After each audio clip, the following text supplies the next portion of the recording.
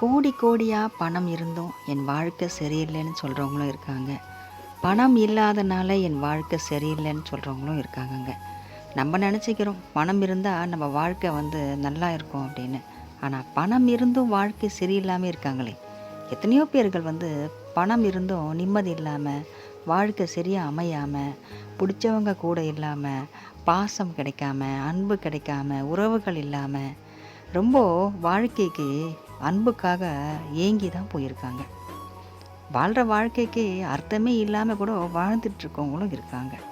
அப்போது பணம் ஒரு மனுஷனோட வாழ்க்கையை தீர்மானிக்குதான்னு கேட்டால் நிச்சயமாக கிடையாதுங்க.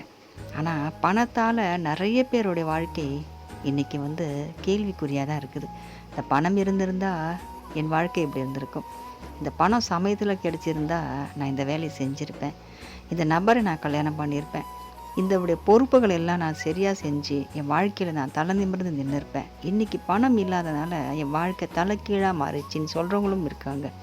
இதில் என்ன தெரியுதுன்னு பார்த்தீங்கன்னா, பணம் இருந்தாலும் சரி இல்லைனாலும் சரிங்க, நம்மளுடைய எழுதப்பட்ட விதி இருக்குது பார்த்தீங்களா, அதுதாங்க நம்மளை வாழ வைக்குது.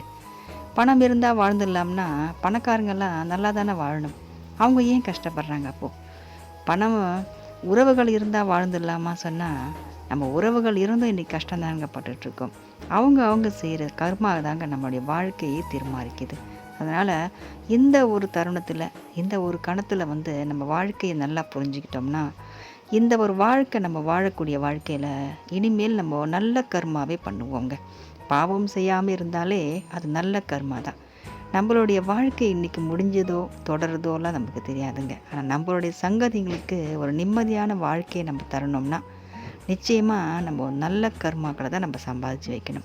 பாவம் செய்யாமல் இருந்தாலே நம்மளுடைய சங்கதிகள், நம்மளுடைய வம்ச வாரிசுகள் அவங்க பணம் இருந்தாலும் சரி இல்லைனாலும் சரிங்க, நிச்சயமாக ஒரு நல்ல வாழ்க்கை வாழ்வாங்கங்க.